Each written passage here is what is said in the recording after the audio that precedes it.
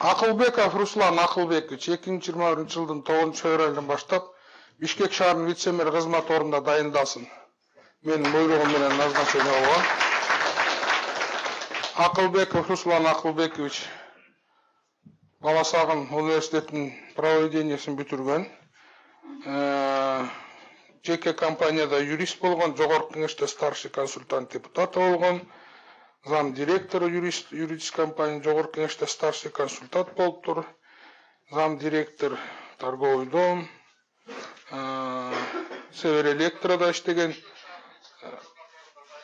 Север Электрода Минюста иштеген. 1-май районунда зам аким болуп иштеген. Ушундай кызматтарды аркалаган. Көчө өкүмөнүн буйругу менен транспорт жана мүлк тармагын башкарган вице-мэр болуп дайындады. Азыркы сөз Бакиров Жетиген Жокеновичке беребиз.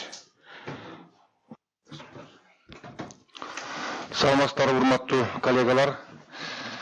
Жакын арада ошол Кыргыз Республикасынын премьер-министри бир канча кадр маселеси жөнүндө буйрукка кол койду эле. Ошол буйрукту мен сиздерге тааныштырып кетейин. Биринчи буйрук бул Төлөбаев жөнүндө. Борбордун статусу жөнүндө Кыргыз Республикасынын мыйзамынын 24 беренесинин 1-бөлүгүнүн 1-пунктуна ылайык Төлөбаев Балбак Зарлыкович берген арызына ылайык Кыргыз Республикасынын Бишкек шаарынын мэринин милдетин аткарган бошотулсун. Премьер-министр Улук Асанбекович Марипов 2020 жылдын 19 февраль номер 43 буйругу.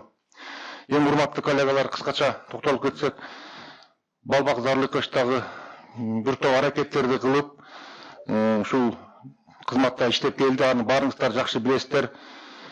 Анан бул адам өзүнүн ушу берген буйругуна ылайык жумуштан бошотулуп атат. Бирок бул Балбак Зарлыкович сиздин опытыңыз, тажрыйбаңыз абдан мол, чоң. Биздин оюбузча ошол сиз деле ошол шаарга жардам берет деген ойдобуз, Кудай буйрса. Ошон үчүн сизге ошол жалпы коллективдин атынан, өкмөттүн аппаратынын атынан ишиңизге ийгилик, ден соолук каалап кетүүгө уруксат этиңиздер.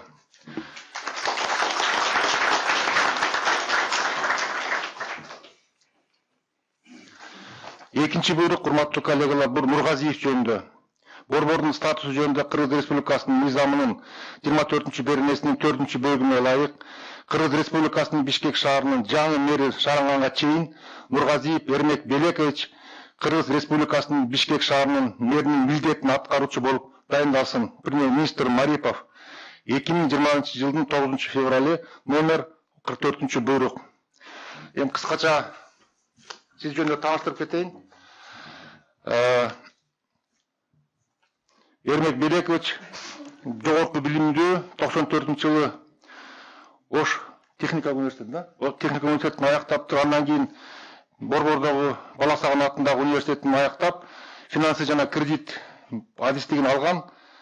Андан кийин 2011-2013 жылы магистратураны бүткөн. Президенттин алдындагы башкаруу академиясынын турмуш жолуна токтолуп кетсек, Эрмек Белекович көбүнчө бул адам бизнес тарабында жүрүптүр, көп частный предприниматель болуп иштептир. Эң акыркы жумушу бул генеральный директор Эмма стройда башкы директор экен. Эми бул мен буйрукка жараша айтып кеткендей, Эрмек Белекович бул азыр милдетин аткаруучу болуп убактылуу келип атат.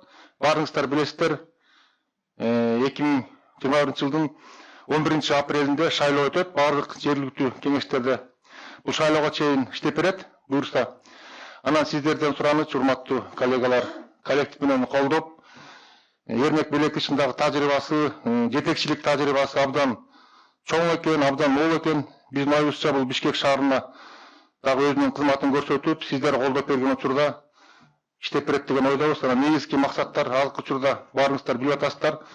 Мен эки эле маселеге токтолуп кетейин. Бул биринчиси бул пандемия, да, баарыбыз ушул күрөшүп атабыз. Мына өзгөчө Бишкек шаарында катуу иштер болуп, Кудай буйрса күндөн күнгө темп азайып, күндөн күнгө стабилдештирип келе жатат. Бирок бул бизге мындай бир ушу менен токтолуп калуу деген максатты койбойт. Ошондуктан сизден сураныч, Эрмек Белекович, биринчи ишиңизди мына бuyakta вице-мэр куратор, вице-мэр Айжан Адамқалиевна ошо штабтын жетектейт.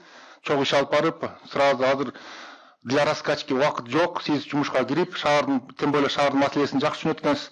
Мен өмүр жолуңузда карап көрсөм, көптөгөн благотворительность иштептирсиз, дольщиктерге жардам бериптирсиз. Сиз жөнүндө дагы жакшы пикирлер бар.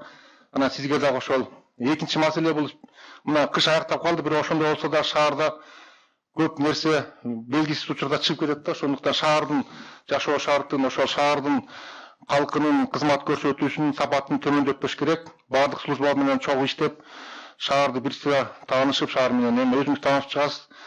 Жакшы ишти алып барыңыз. Биз болсо аппарат жактан, аппарат правительстводон болгон жардамыбызды берип турабыз. Эми билесиз да, сиз мыйзам бар өзүнчө статус жөнүндө, борбордун статусу жөнүндө деген.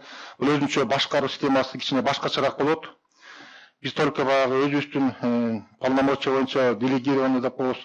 Ошол боюнча жардам беребиз, бирок ошондой болсо дагы жалпы иш бирдей болуш керек да. Ошондуктан сизге дагы Эрмек Белекович ишиңизде ийгилик каалайбыз. Ошол эми эң негизги максат ошол таза шайлоо өткөрүп, Кудай буйрса ошол шайлоону жакшы өткөрүп, өзүңүздүн алдыга койгон максаттарыңыздарды аткарып берсеңиз деген бизде толук ишеним бар. Эртең Бишкек шаарынын мына Байбак Залыкович да айтып кетти, бул күтүлбөгөн көп маселе болот. Элдер келет, түшүнбөгөн кишилер бар, ар кандай. Бирок негизи жалпы ошолорго аяр мамиле кылып, шаардын мэринин статусун жогору кармап дегендей сиз алып кетет деген ишеним чоң. Ошо сизге ишеним көрсөтүп, премьер-министр колдоп атат сизди. Жалпысынан ошол кыскача ушундай ишиңизге ийгилик каалайбыз. Ден соолукта болуңуз. Ошол жумушту ошо Кудай буйрса бүгүнтөн баштап киришип баштайт деген үмүттөбүз. Ал эми коллективге да ошол тынчтык каалайбыз. Аман эсен баарыбыз ошол пандемияны утуп, баарыбыз жүзүбүз ак болуп, ошол Кудай буйрса азыр показательдер жакшы, азыр Бишкек шаарынан коркуп аттык эле. Кудай буйрса ошол күнүнөн күнгө азайып келе жатат. Бирок бул бизге баягы мындай бош расслабление болгонго шарт түшпөйт. Ошондуктан баарыңызга ийгилик каалайм. Коллектив абдан компактный, жакшы коллектив. Көп жылдан бери билебиз баарыңыздарды.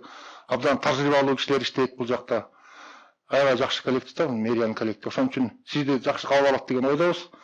Ошол урматтуу коллегалар, ишиңиздерге ийгилик, чоң рахмат. Урматтуу коллегалар, урматтуу Жетиген Жокенович. Мына бүгүнкү күнгө чейин 3 жыл бою Бишкек шаарынын мэриясында иштедим. Биринчиден ушул силер менен тааныштырып, силердин араңарга кошкон Азиз Эмилбекович Сурахматовго рахмат. Экинчиден ушул жерге мени мэр кылып көргөзгөн Садыр Нуркожоевич Жапаровго рахмат айтам. Андан сиздерге рахмат. Өтө татаал, өтө кыйын күндөрдү башыбыздан өткөрдүк. Ушул жерде отуруп түнкү 3-4гө чейин даже ушул жерден арабыздан жыгылгандар болду. Бири-бирибизди арка жөлөк менен жөлөп отуруп, ушул даражага, ушул акыбалга жеттик. Кудай буйрса баары жакшы болот деген ойдомун. Жаңы мэрибизди колдойлу. Себеби шаарда бир күндө 1 секунд 1 мүнөттө бош турганга болбойт. Атабыздан калган орун жок. Мамлекеттин солдатыбыз, элдин солдатыбыз. Эл, мамлекет, анын башындагылар каяка бизди жиберсе ошол жака барып иштешибиз керек. Ошон үчүн мен силерден өтө суранам. Жаңы мэрибизди колдогула. Иштерине мындай мурунку иштер улана берет деген ойдомун. Силерге баарыңарга рахмат айтамын. Мындай жумуш убагында производственный жаман жакшы айтышсаганы кечирип коюңуздар. Алдыда дагы чоң ийгиликтер, алдыда чоң жетишкендиктер, иштер турат. Мына өлкөбүз жаңы эле кайра тамтаң баскан баладай бутуна туруп келатат.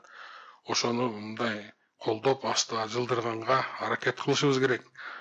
Кудай баарыңарга ден соолук берсин, өмүр берсин, ишиңерге ийгилик. Башка мына коллективиңиз, урматтуу мэр, баары профессионал, баары жакшы иштеген адамдардан бүт баардыгы сиздин жаныңызда болот деп ойдомун. Мен да жаныңызда болом.